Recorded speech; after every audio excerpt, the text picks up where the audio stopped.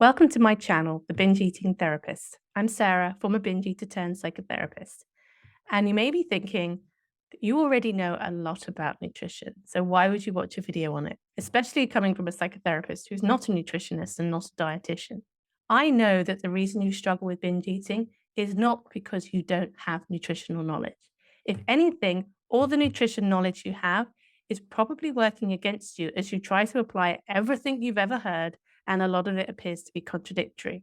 What happens when someone's struggling with binge eating is you are either hyper focused on what it is you think you should be eating, or you completely switch off and you're like, I don't even care and it doesn't even matter. It's the swing of two extremes. It's almost like caring too much about what you're eating and then not caring at all. And there is a middle ground. And in this video, I'm not going to be sharing anything groundbreaking, but what I do want to talk about is how to actually apply some of this general nutrition knowledge if you struggle with binge eating. So the first bit of advice I want to give you, and this is one I was extremely resistant to, and that is to plan, at least a bit. And the problem is when you've been, especially on the binge restrict roller coaster, is that when you plan, you are planning a quote unquote good day. And a good day is the type of day that if you ate like that every single day, you would lose weight. So ultimately, your idea of a good day is probably a restrictive day. You might think that that's not you, but it could be then that your idea of a good day is something that is just somehow perfectly nutritionally complete. The thought of planning in any kind of messiness probably wouldn't occur to you. So when I talk about planning, I am not talking about the idea of every portion size is measured and every bite accounted for. I'm simply talking about, for example, do you know what you're going to eat today or tomorrow? Do you have any idea? When I mean planning, I'm just thinking, try to get yourself out of that place where you have a lot of decisions to make around food. And that means probably just having an idea of what you're going to have for breakfast, lunch, and dinner, and some snack options if you need them. A plan is not saying I'm only allowed to eat what I've planned. A plan is just not getting yourself in that place where you are trying to figure it all out as you go along. When I first heard about intuitive eating, for me, it was just this idea of, oh, I get to not have to plan my food. I can just go along and see what I feel like. But again, it's this idea of I either know what I'm eating exactly, or I'm just going to see what I feel like. And I wonder again, what would the middle ground actually look like? Having a plan where you can change your mind, having a plan where you can add things in as well, having a plan of foods that you're going to look forward to. So it can be extremely reassuring psychologically and even physically to know there's a plan, to know that food is coming. Secondly, I want to talk about timings. And this one comes off the back of they did research where they found that if you eat at the same time each day, your ghrelin, your hunger hormone, starts to learn your patterns and will sync up with your meal times. And this happens within 2 to 3 weeks.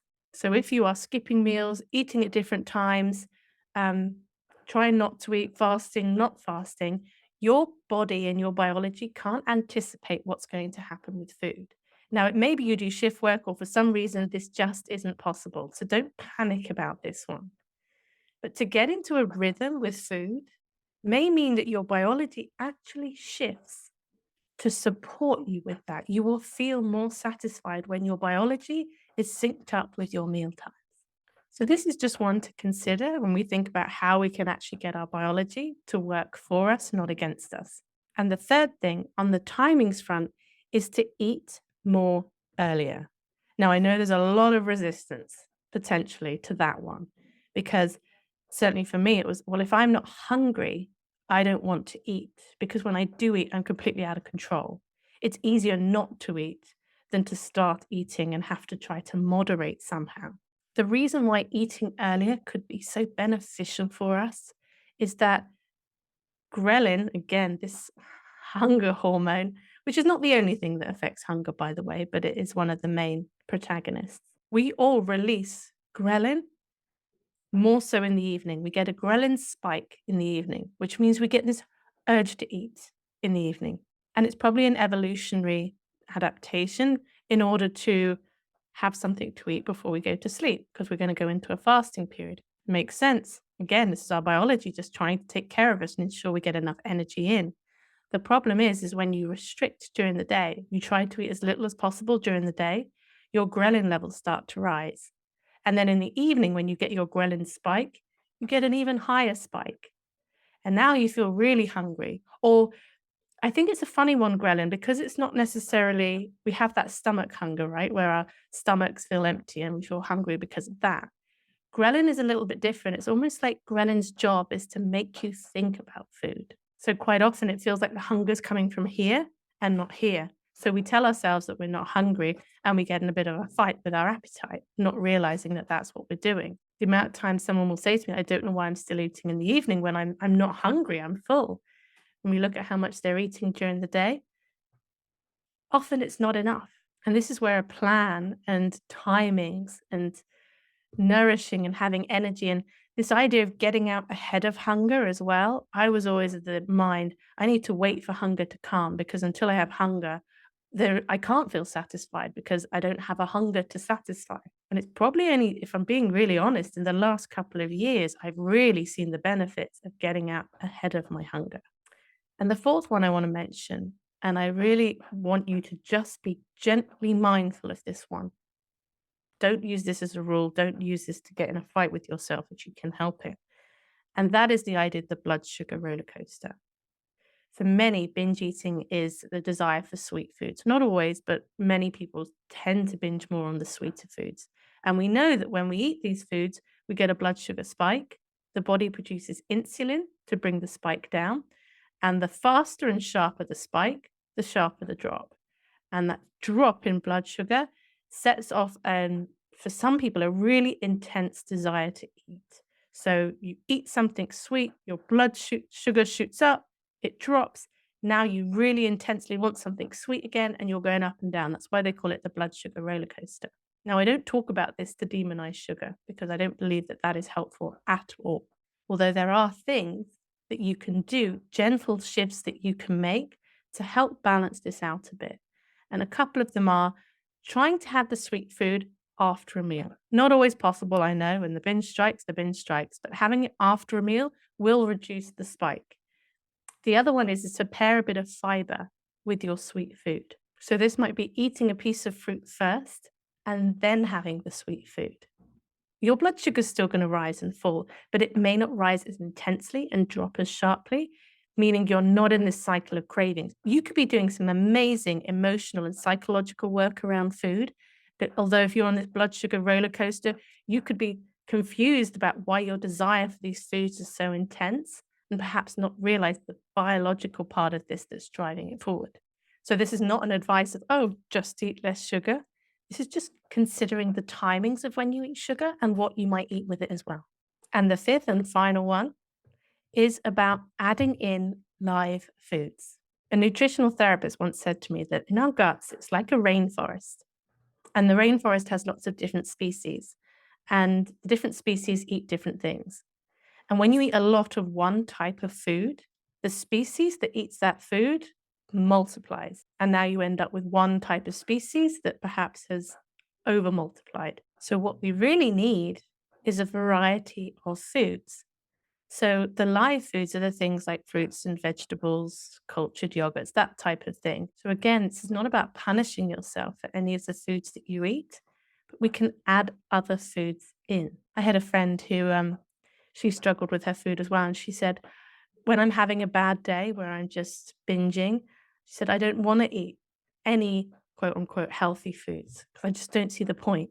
And it's that kind of thinking that's very all or nothing, right? So we're either getting it right, we're eating perfectly all the types of foods we think we should be eating, or we're in a binging cycle and we're just eating all the binge foods. Are we willing to find some kind of messy middle? And gut microbiome is fascinating. There's still a lot that we don't understand, but it could be why, and I've personally experienced this may not be the same for you, but the more sugar I eat, sometimes the more sugar I want. So again, this worked against me a bit with the permission thing because I'm like, well, if I'm giving myself permission to keep eating these types of foods, shouldn't I just then desire other types of foods? And that's supposed to just happen automatically. For me, it didn't. For me, I had to bring in the gentle nutrition. I had to find this middle ground. and the willingness to just do little things that's supporting my health, even though I was doing these other big things that I felt were destroying it. So if you're someone who feels concerned about their health, quite often the way you're told to deal with it is eat less and lose weight. But maybe first of all, it could be adding some things in, and maybe the balance starts to gently shift. I had to consciously set an intention to eat more fruit and vegetables, and then I wanted more fruit and vegetables. It didn't happen the other way around for me. And I don't know why. That could be nothing to do with microbiome. But this stuff is really complex because our bodies are so different and we're having these different experiences and we're trying to communicate with each other and figure out what's going on. Gentle nutrition is a part of intuitive eating. It's probably the part that gets spoken about the least because sometimes it's hard to talk about it with nuance without these things that I've shared sounding like, okay, you have to plan, you have to get your timings right, you have to do this, you have to do that. Let that go, let that go. All or nothing thinking is going to go, like, right, what do I need to do now? Take a breath. And if you've got this far in the video, you can just ask yourself, do you feel inspired to play around with one of these? Don't try and do all 5 of the things I've said at once, because you may end up setting yourself up for feeling like you're not doing any of them well enough. That's the problem. It's this perfectionistic thinking that sometimes makes talking about nutrition in the binge eating realm such a minefield. And I'm conscious I want this to be supportive. I don't want this to be triggering for people. So just watch how you're reacting to this stuff. And if there's any all or nothing thinking going on, just call yourself out on it. Recognize it. That's how we soften it. That's how we move away from all or nothing thinking. We notice, we recognize it, we call it out, and then we make a choice. We try and find something in the middle. We try and apply these principles gently. And I'm always interested with how people apply gentle nutrition. So if you have some things that have helped you and supported you on this journey, let me know. I'd love to collate a few more. So anyway, well, thank you for watching, and I will see you on the next video.